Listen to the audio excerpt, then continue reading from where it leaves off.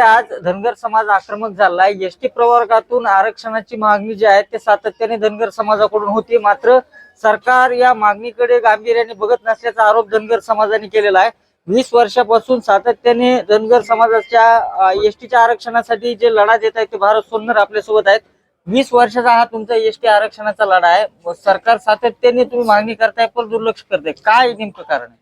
हे बघा, कुठलंही सरकार आलं की धनगर आरक्षणाचा प्रश्न आम्ही सोडू, मतापुरतं निवडणुकीपुरतं फक्त आश्वासन धनगर समाजाला दिलेलं जातं, पण कुठलाही पक्ष धनगर आरक्षणाचा प्रश्न सोडत नाही। म्हणून आज धनगर समाज रस्त्यावर उतरून आपल्या न्याय हक्क मागण्यासाठी धनगर समाज बांधव यांच्यात रोष आपण पाहत आहात की धनगर आरक्षणाचा गेल्या 70 वर्षापासून जो प्रश्न सुटला नाही तो आम्ही सोडू प्रत्येक पक्ष म्हणतो, परंतु कुठलाही पक्ष आजवर आमच्या धनगर आरक्षणाचा प्रश्न सोडवला नाही। म्हणून आपल्या माध्यमातून मला एकच सांगायचंय की गेल्या 4 महिन्यापूर्वी देवेंद्र फडणवीस, मुख्यमंत्री शिंदे आणि अजितदादा यांनी धनगर समाजाची एक बैठक घेतली होती आणि त्या ठिकाणी सांगितलं होतं की आम्ही धनगर समाजाच्या आरक्षणाचा प्रश्न तात्काळ सोडू।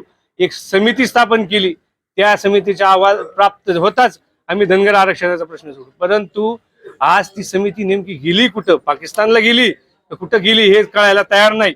म्हणून आज बीड जिल्ह्यातील संपूर्ण वाड्या वस्त्याहून हजारो धनगर समाज बांधव आपल्याला दिसत आहे आणि त्यांचा रोष किती आहे हे तुम्ही बघताय आणि ते तुम्ही दाखवले।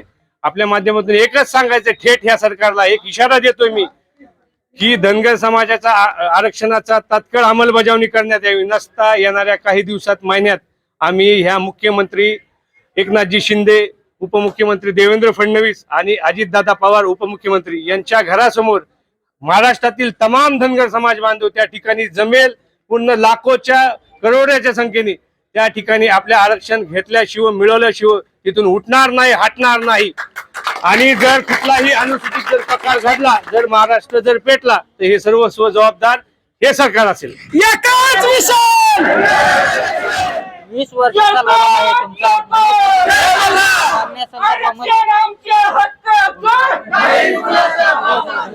मनोज जरांगे पाटलाला ज्या पद्धतीने यश मिळतंय त्याच पद्धतीने तुम्ही 20 वर्षापासून सातत्याने जे आहे ते आंदोलन करताय, मात्र तुम्हाला कुठं ना कुठं सरकार हुलकावणी देतंय तुमच्या यशाला। हा, नक्कीच, कारण त्याचं एकच कारण आहे की आमचा समाज विखुरलेला आहे, धऱ्याकड्यात राहिलेला नाही आणि आदिवासी समाज आहे, ते एकत्र येणं थोडंसं कठीण जाते, परंतु तरी ही ज्योत मी गेल्या 20 वर्षापासून पेटीत ठेवली आहे आणि नक्कीच आमचा मतापुरता विश्वासघात केला जातो।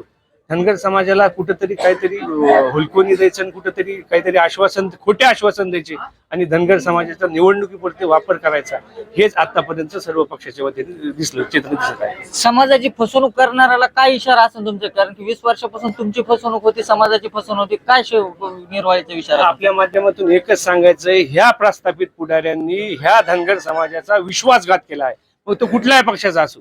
केवळ निवडणुकी आली की धनगर समाजाचा मताचा वापर करण्यासाठी भूलथापाला बळी पडतात धनगर समाज आणि त्या पक्षाला निवडून आणतात।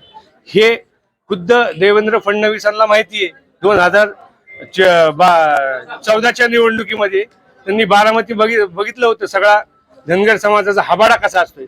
म्हणून आपल्या माध्यमातून पुन्हा अजून देवेंद्र फडणवीसांना एकच सांगायचंय की आता येणाऱ्या काळात आमचा हबाडा कसा असेल ते तुम्हाला दिसेल। बघू शकतो इशारा त्यांनी जे आहे ते भाजप आणि प्रस्थापित पुढाऱ्यांना दिलेला आहे। हवाडा जो आहे तो धनगर समाज येत्या 2024च्या निवडणुकीमध्ये दाखवणार असल्याचे सांगितलेलं आहे, त्यामुळे लवकरात लवकर धनगर समाजाचा प्रश्न मार्गी लावा असा देखील इशारा या ठिकाणी दिलेला आहे। उद्धव मोरे, जय महाराष्ट्र, बीड।